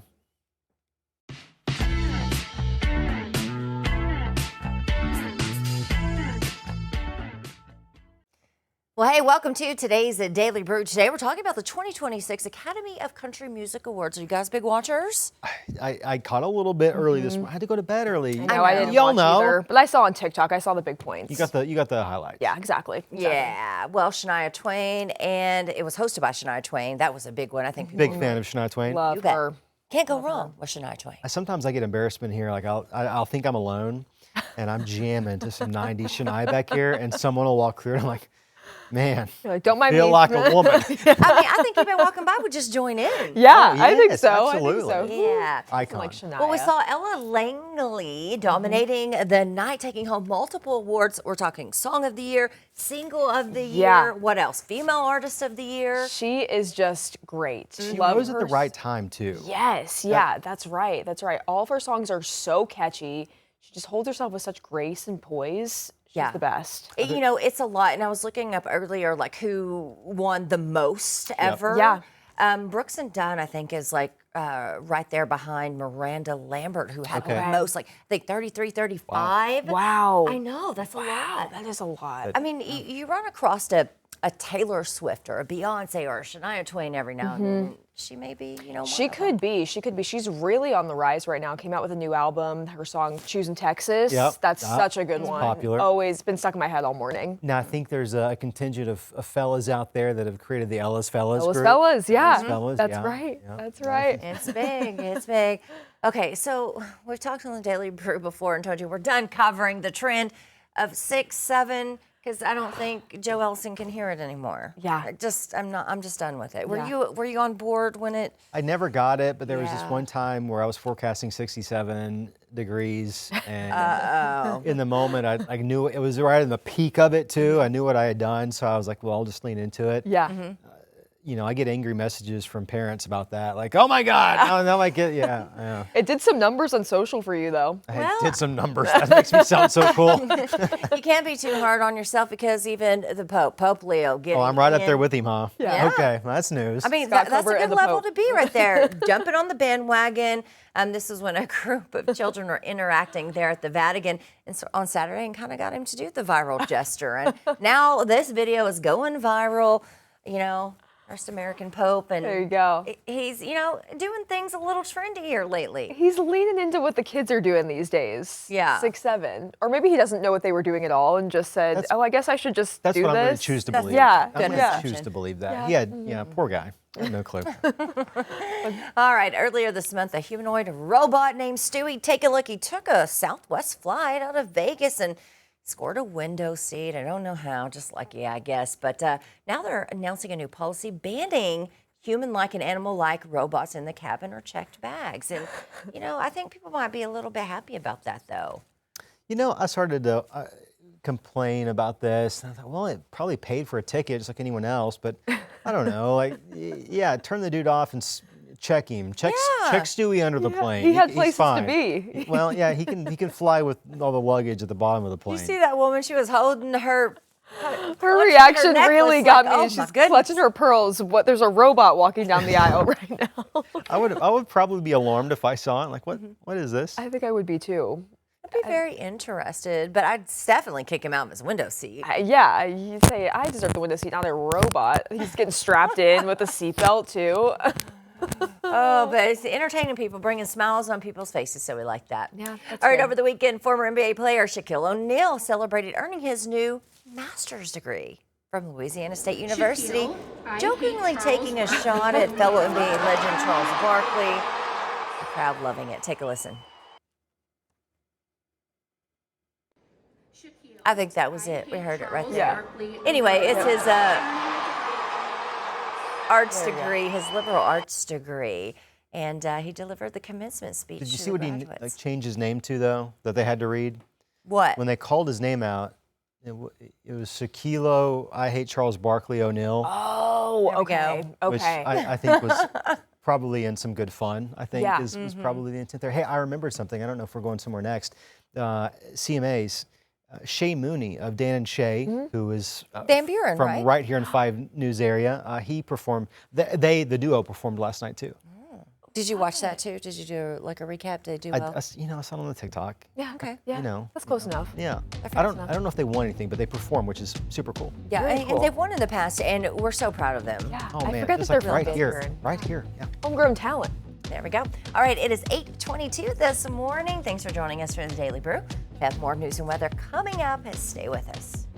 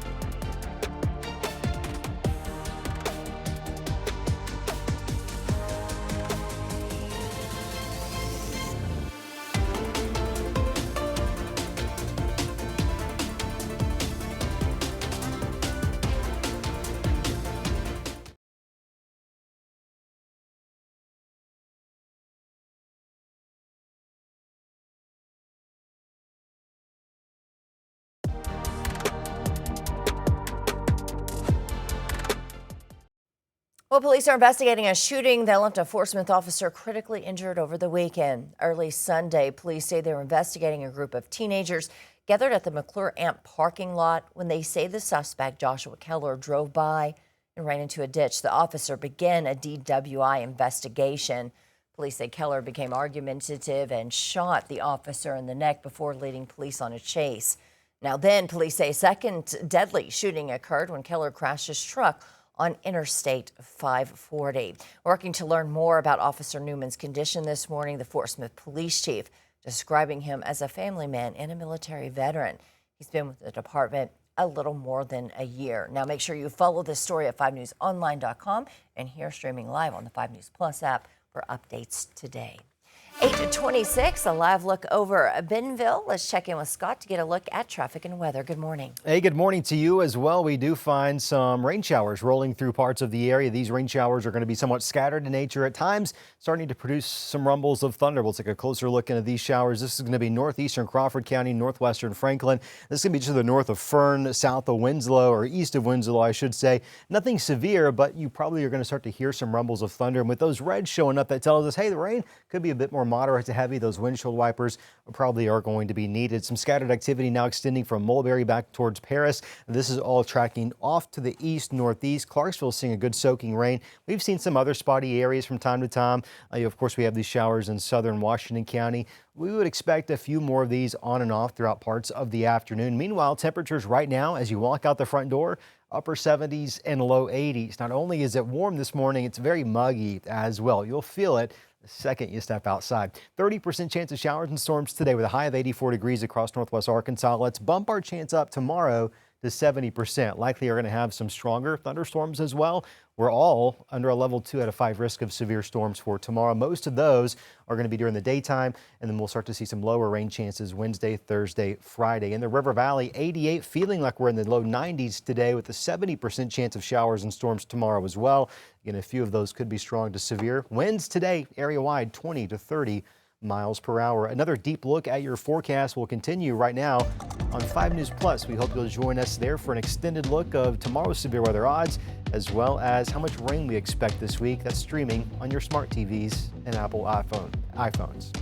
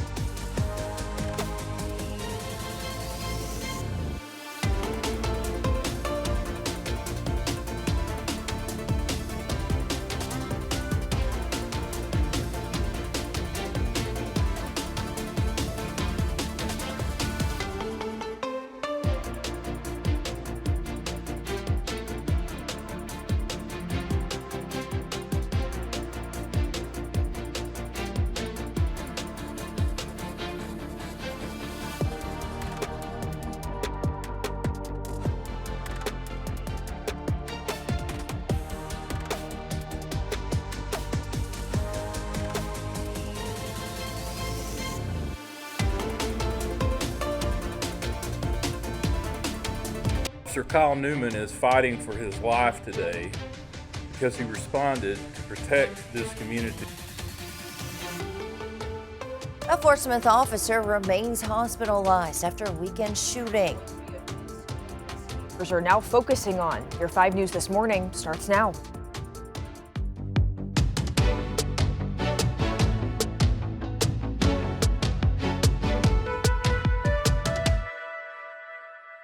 It is 8:30 on this Monday. Good morning. Thanks so much for waking up with us. I hope you got the coffee going. Maybe you're on your second, or my case, third, fourth cup of coffee. No judgment here. Why would you count? No judgment. Why would you count? Stop counting. I think after about 3, I do. No. Because then it's just sad. Yeah. Dawn. It's just sad. Whatever it takes to make yourself feel awake. There we go. What is your secret to waking up and getting going? Well, whether it's waking up, getting going, or coming to work in the afternoon and evenings, I don't stop consuming caffeine. Yeah. Now, my doctor watches this show, so I got to be really careful. But I You're in the also clinic. know that like the clinic's open, so there's no way I'm going to get in trouble. I can say this admittedly. Sure. I drink a ton of caffeine. Yeah. Really? I go through I'm like 10 or 12 Dr. Pepper Zeros a day. No. And I'll kind of go between like that and coffee. 10 or I just 12. don't stop. I just don't stop drinking it. Okay, well, if I had drank 2 to 3 Red Bulls a day, is that bad? That's bad. That's bad. That's Yeah, on a that's different, Joe. Wow. It's different. You shouldn't do that. That's on the days where like I just really need a pep. Yeah. The other day, I needed a pep, and I went to our little break room and got Celsius or something. Mm-hmm. Holy moly, that was a bad insane. idea. They're Real insane. bad Ready to idea. go. Yeah. Your heart's pounding. I was not well. I was not well at all, and I was like, oh my God, I just gotta get through this. Just gotta get through this. You're shaking. Yeah. Yes, I had the shakes, and I was not well. We just hold all of our secrets. It's true. It's true. I mean, honestly, it's 8:30. I'm fine. I'll just share all my secrets. Yeah. Okay. I don't stop drinking caffeine until I start seeing sounds and hearing colors. That's the more like. Are we there yet? Not yet. Let's go though. Let's keep going. Checking what's happening outside of this morning. Live radar shows we are seeing some colors. Oh, look what I did there. Those colors indicating some heavier downpours across parts of the area. These are pretty spotty, broken in nature. Nothing severe, but we do have a developing little thunderstorm here that's going to be moving towards St. Paul, Combs area as well. It's not likely going to become severe. We'll watch it just to be on the safe side, but there's a notable amount of lightning starting to show up with that cell. We've had some rain moving through Mulberry a couple of different times already this morning, as well as Ozark and Watalula. Some of those showers continue to extend south of the river here. Those are going to track back over towards, let's say, Paris, as we're seeing right now. Boonville seeing a little bit of rain. This is going to come closer to Clarksville. So once the rain moves through in Clarksville in the next 5 minutes, you get a bit of a break before that next batch starts to roll through your neck of the woods. Northwest Arkansas has been mostly dry. At times we've seen a couple of showers and thunderstorms roll through Huntsville over towards the lake. We've seen a few showers. Those dissipated pretty quickly for us. Temperature-wise, yeah, it's warm. 80 Fort Smith Van Buren, 81 Sallisaw. Good morning to everybody in West Fork and Springdale, where the current temperature is 77 degrees. Now, as for the rest of the day, we're going to warm up into the mid-80s, Northwest Arkansas. The humidity, though, is going to make it feel a tad bit warmer than even that. Chance of rain is going to continue at least until the middle part of this afternoon. It doesn't appear to be widespread. I think there's going to be lots of breaks. Overall, the probability, 30% today at any given point in time. Looks like there's a little bit of congestion here along Rogers Avenue in Fort Smith. Meanwhile, also looking at a scattered rain chance through the afternoon. Temperature-wise, we're going to get close to 90 degrees. Now, I think we'll fall a couple of degrees short of actually hitting 90, but the thing is, with that humidity giving us the heat index value, it's definitely going to look or feel like it. In terms of what I'm tracking in the next several days, the isolated rain chances today, thunderstorms tomorrow especially, some could be strong to severe. The chance actually goes up to 70% tomorrow. I'll track that together with you coming up in a few minutes, but for now, what do you say we get a check of traffic around the region? We're going to be taking a live look from Zero Street along I-540 in Fort Smith. Volume has started to let up as folks, I believe, have gotten to work, school, wherever their day was going to take them. So drive times area-wide are nice and normal. No accidents, no slowdowns. We're all in good shape. Now, if that changes, we'll be the first to let you know. Well, this morning, the Fort Smith community is waiting on word about the condition of Officer Kyle Newman. Yeah, you remember he was shot on Sunday by a suspect that led police on a chase. 5 News anchor Darren Bobb has what we know so far. Take a look.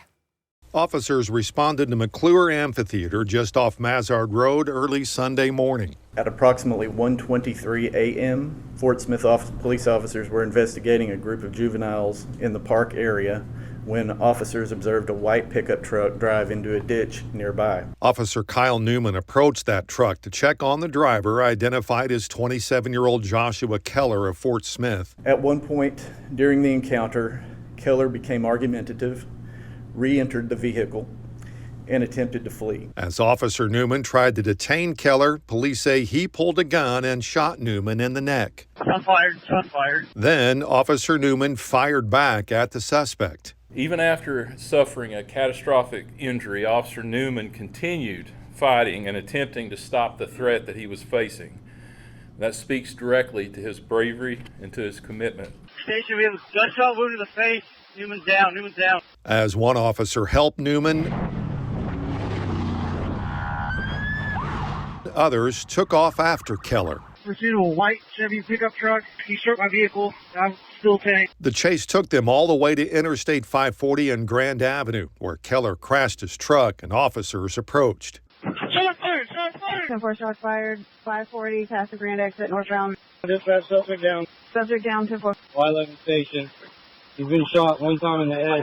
The suspect, Joshua Keller, was pronounced deceased at the scene. A handgun was recovered from inside the vehicle. Officer Newman was transported by EMS. Y11 station. How's Officer Newman? I need a unit who can head to Mercy to use a helicopter. 11 dispatch. I'm on scene at Mercy. From there, Newman was airlifted to a trauma center. I want to be very clear. The actions of our officers overnight prevented a dangerous suspect from escaping into our community and potentially causing even greater harm. A man on a motorcycle had video rolling as police were chasing the suspect. Yeah, let's go and take a look. That Irvin Gutierrez was out early Sunday morning getting some food when he says he saw the cops blow past him. What is usually a very empty street at that time turned into even more sirens coming towards him from behind.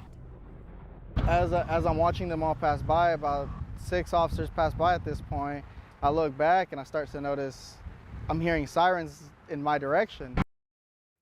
Well, luckily, Irvin was all right. He pulled over to the shoulder with another family who had a child in their car. They say they were almost hit by the truck.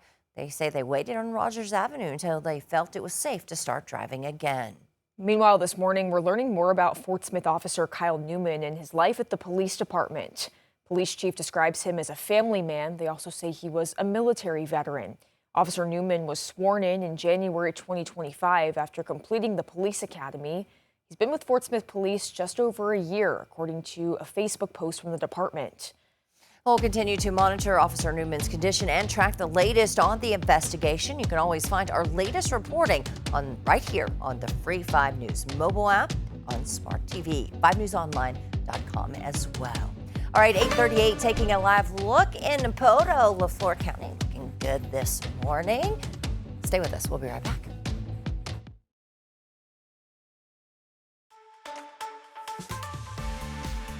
I don't know why people say Father's Day gifts are so hard to come by, especially when you've got items like this. This is from Personic. This is their 21-volt lithium-ion pro drill driver, lightweight but remarkably powerful. Lithium-ion means that battery life stays consistent through the entire charge, and it doesn't wane or slow down or bog. It not only gives you the ability to drill holes, but to drive screws and bolts and fasteners, and you get a full accompaniment of everything you might need for basic home repair.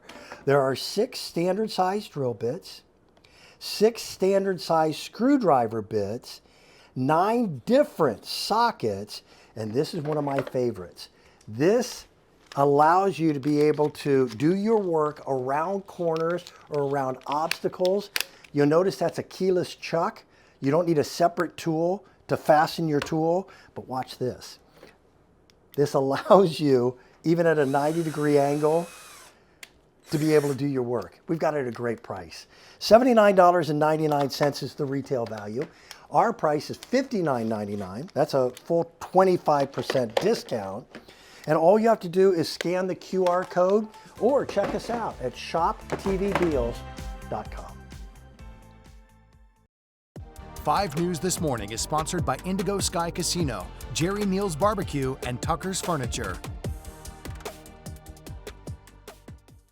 Mad Money Mania, Friday, 6 p.m. to 10 p.m. Play for your chance to win up to $10,000 cash at your premier gaming destination, Indigo Sky Casino and Resort. All month long, play for your chance to win over $1 million in total cash and gold rewards prizes. Enjoy chef-created entrees at Shawano Steak and Spirits Fine Dining, ice-cold adult beverages and live weekend entertainment, and luxurious hotel suites. Experience the Indigo difference. Highway 60 west of Seneca, Missouri. IndigoSkyCasino.com for details. A one-of-a-kind hickory flavor that only comes from Smoky Meats Fresh Daily. Served alongside Jerry Neal's house sauce, made from scratch. Jerry Neal's Barbecue is open Monday through Saturday at 10:30. A Fort Smith treasure since 1977. Serving so much more than great barbecue, Jerry Neal's is frying fresh catfish and shrimp daily. And try one bite of our twice-baked potatoes and you'll know why they're famous around here. Jerry Neal's Barbecue, 1823 Phoenix Avenue in Fort Smith. Tucker's Appliance in Springdale is your appliance superstore. If you want appliances, we've got them. Sleek, modern appliances from top brands you know. You want scratch and dents? They're back. You want refrigerators and ranges? We've got them. You want dishwashers? We've got them. You want washers and dryers? We've got them. And if you don't mind a few scratches here or a few dents there, you can save a whole lot. Tucker's, your appliance superstore in Springdale. When it's appliance time, it's Tucker time.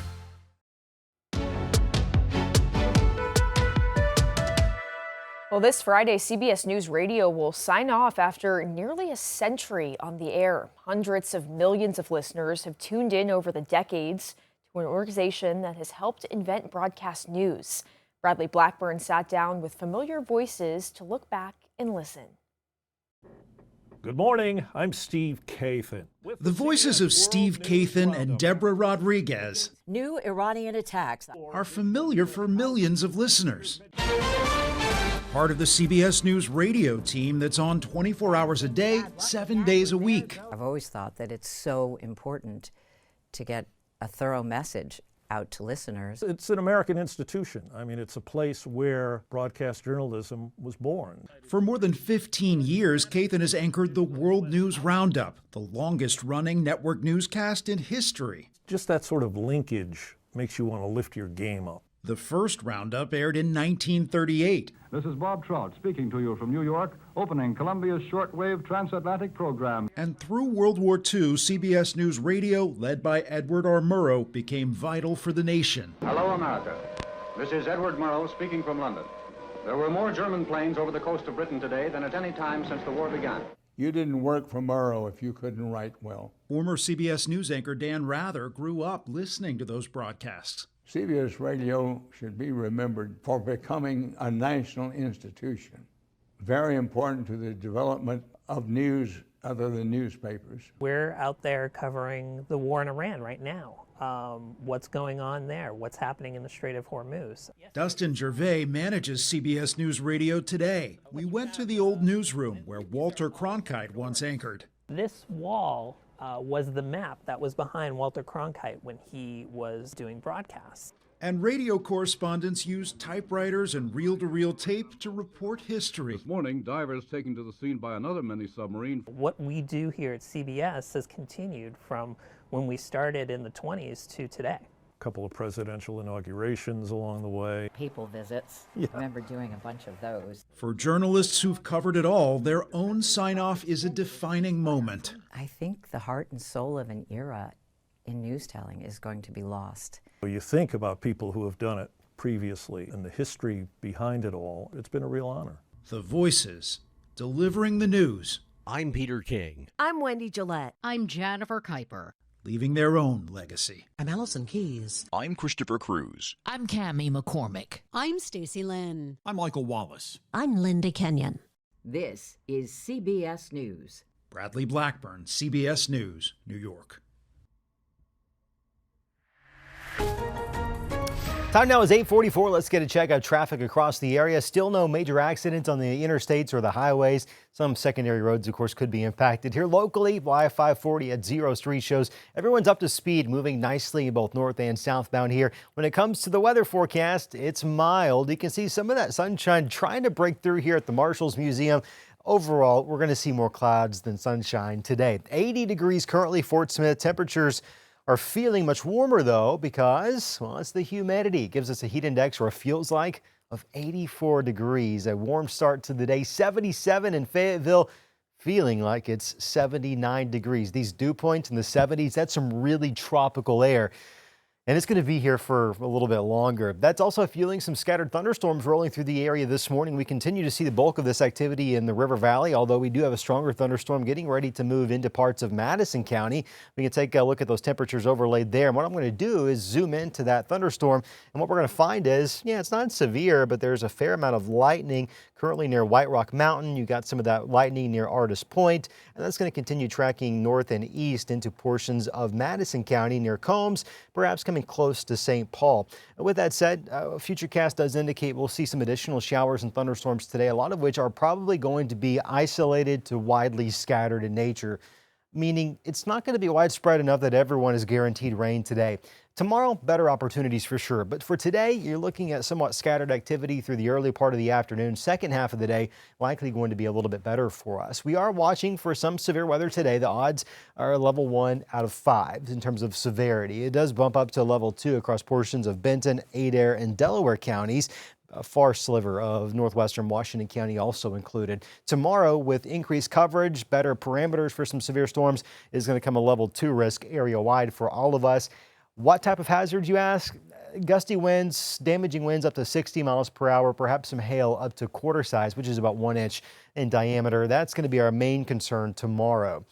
It's going to look a little bit like this. Scattered thunderstorms as early as the morning, but it's really going to be this cluster that approaches us from the west that's going to be intensifying on approach. And the reason it's starting to grow in more intensity and coverage, we're going to have that sunshine beating down on us the first few hours of the day, and that's adding some storm fuel to the atmosphere that these are going to be able to tap into to grow into those thunderstorms that will be capable of producing severe storms. Those rolling almost due east from northwest into parts of the Ouachitas through 4, 5 o'clock, and I do think the later in the evening we get 6, 7, we're going to be completely dry. Don't think it's going to rain that entire time, but I do think if you're looking for a safe bet, 6, 7 o'clock is probably going to be that. In terms of today, and really tomorrow for that matter, non-thunderstorm winds are going to be noticeable. It was breezy this weekend, right? Well, today, same thing. Out of the south, 20 to 30 miles per hour initially this morning, but by this afternoon, I think we're on track to see some gusts, perhaps as high as, 35 miles per hour.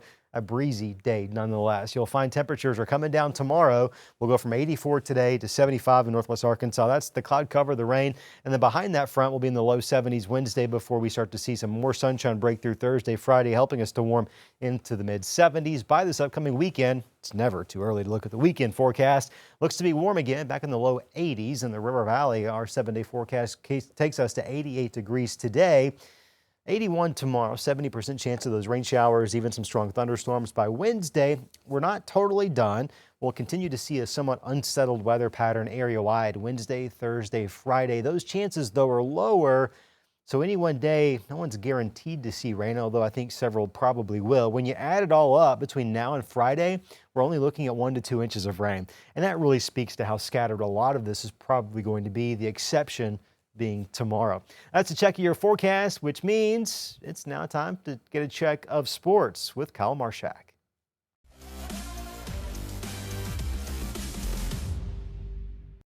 Busy weekend for Arkansas athletics. Where will baseball end up in the SEC tournament? Will track and field win a ring again this season? And can Arkansas softball punch their ticket to the Super Regionals? Let's answer that last question first, shall we? All right, Dateline Fayetteville. A lot on the line in Bogle Park. If South Florida wins, they force a winner-take-all game 2. If the Hogs win, they're headed to the Supers. Peyton Burnham in the circle. But the Bulls got out a couple of soft hits in the first. Jemiah Nelson up, bases loaded, and they trade a double play for a run. So USF takes a 1-0 lead. So for the first time this entire regional, the Hogs are losing a softball game. Bottom 2. That did not last long. Atalia Rijo brings Carly Davison home with a 2-bagger, and we're knotted up at 1 apiece. Kaylee Wyckoff walks, so it's Kennedy Miller's turn with 2 outs, 2 runners on. And she'd been 0 for this entire series. Not anymore. It's Miller time. A 3-run jack, and the Hogs have plated 4 runs, all with 2 outs here in the second. It's 4-1 Arkansas. On to the 4th, and South Florida offers a rebuttal. Alexa Galagani, Gonzo, It's back to a 2-run game, 4-2. Bottom 4, Ella McDowell with a McDouble, 5-2 Hogs. Tiana Bell had been a little quiet this series, but she contributes. RBI knock to make it a 4-run lead for Arkansas. Dakota Kennedy, on the other hand, might be the hottest hand in the lineup. She adds on. And then Davison back up to the dish. Stay fair, it just hugs the line, and KD caps off the big inning. A 6-run advantage for the Razorbacks. So we move to the 6th. Hogs looking to run roll them now, and Dakota Kennedy delivers. For the second day in a row, a walk-off knock for Dakota Kennedy via the run rule, a double this time around. And it's the first time in program history that the Hogs have run-ruled all 3 of their opponents in the regionals. And it is clear. They're keeping it loose, but they're still dominating. I don't think there's like a right or wrong way how to play loose or like a definition of how to play loose. But I think it's just the love of the game and just having fun and knowing that ultimately it is still a game, and coming back to that kind of helps. They all have a lot of different tools. They all have a really good sense of who they are, and they all have a ton of confidence and trust in the rest of the lineup. When you have all those things, you get to just play with a lot of freedom. We just have a really potent lineup, and it's a combination of all those things. So on to the Supers in the NCAA tournament for softball, but on to the SEC tournament for baseball. We'll look ahead at that with Alex Stewart over at 6 o'clock. We'll see you guys then.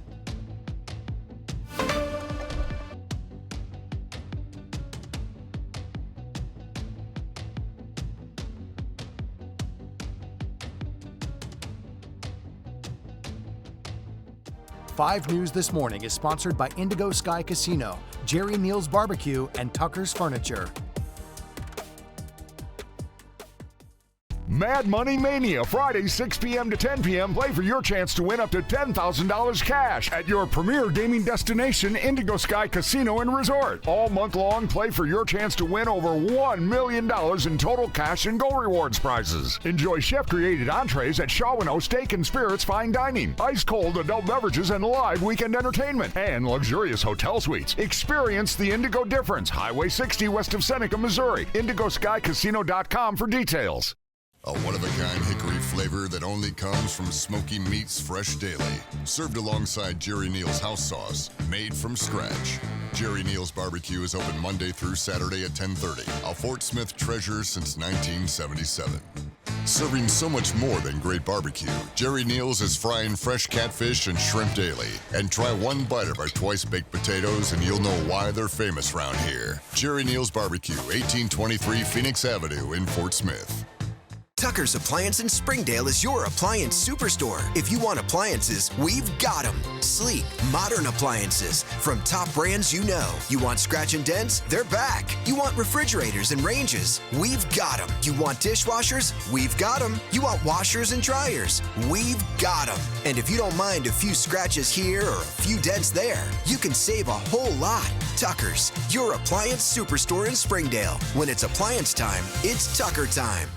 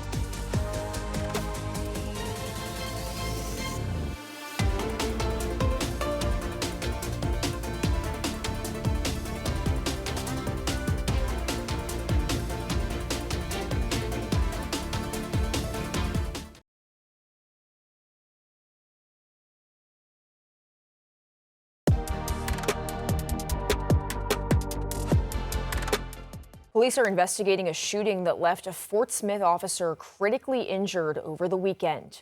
Early Sunday morning, police say Joshua Keller shot Officer Kyle Newman during a DWI investigation. Keller then fled the scene in a white pickup, leading officers on a pursuit that ended after his vehicle crashed on I-540. Then police say a second shooting occurred and Keller was killed by police. Officer Newman was airlifted to a trauma center.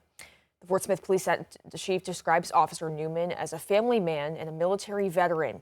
According to a Facebook post from the department, Newman was sworn in as an officer in January 2025. We'll continue to monitor Officer Newman's condition and track the latest on the investigation. You can always find our latest reporting on the free 5 News mobile and smart TV app.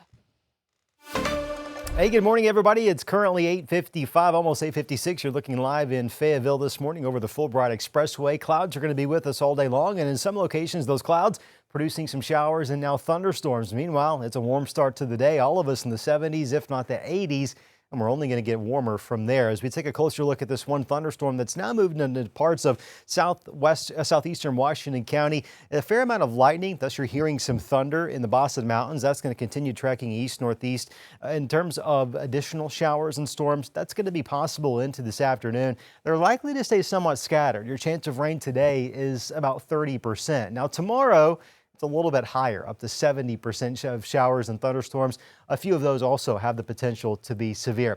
Other thing I want you to be aware of today is the wind. We're talking non-thunderstorm winds. Get this, in northwest Arkansas, gusting anywhere between 25 to 35 miles per hour. They don't really let up overnight tonight. Tomorrow, 15 to 25 miles per hour. Notice by Wednesday, Thursday, Friday, we're starting to see some lower chances of rain, but they don't go to zero. We're still going to see scattered showers Wednesday, Thursday, Friday, a little bit more sunshine Thursday and Friday, helping us to warm back into the mid-70s before this weekend. We're back in the low 80s, so a pretty busy week of weather. You would think with that many rain chances, oh my goodness, yes, we're going to have a lot of rain. Well, probably not. We're tracking 1 to 2 inches. It's a range. A lot of us somewhat fall in between those two numbers, right? That just really speaks to how scattered things are likely going to be, not only today, but Wednesday, Thursday, and Friday as well. The majority of our rain will probably fall tomorrow. The timing of those storms as early as 7 a.m., likely wrapping up by mid-afternoon, so mostly a daytime event, which means we'll get to go to bed tomorrow night, not worrying about severe storms.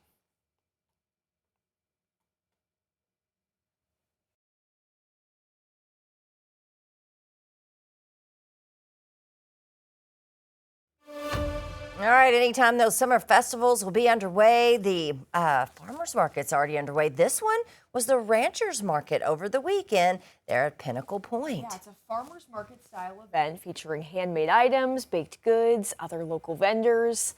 The market day was designed for everyone to foster connection with their neighbors and local businesses. The event also had adoptable cats looking for their forever home.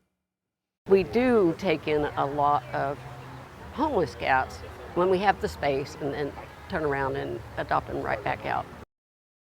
Look how sweet they are. So cute. Love it. Proceeds and donation from the event will benefit the Cat Clinic of Northwest Arkansas, supporting their ongoing efforts to care for abandoned and at-risk cats. Those little kittens, how cute. Well, if you were in Fayetteville this weekend, you might have caught the annual Strawberry Festival in full swing. I think you did, didn't you? I did. I was out there and I actually shot this video. Yeah. So. Okay, what did you get? What was your favorite Oh item? my gosh, I got a nice big thing of strawberries, and they are the best strawberries, just fresh picked. I put them in my yogurt this morning that I had a few minutes ago, and it was great. I got a few other things, just like I got some clips from a local business. That was the only strawberry item I got, was the actual strawberries itself. Are you gonna make a strawberry pie? I honestly might do something because I have so many strawberries now. I kind of want to do some sort of like muffins or like scone or something. Maybe I'll get fancy in the kitchen. And this year they had Muriel Farron, she's the original illustrator of Strawberry Shortcake. And there was a line out the door to meet her. Really? Yes, so many people. No, I get that. Everyone was dressed up too really, really cute. Like everyone was wearing all the strawberry themed items, which was awesome. I love that. Yeah. What a great annual tradition. It was a lot of around fun. here. We have a lot of them, but that's a good one. All right, stay with us here on 5 News Plus right after the show. A new episode of Your Money. Then follow up on what you may have missed going on around your community with back-to-back episodes of 5 News This Morning. Have a great day.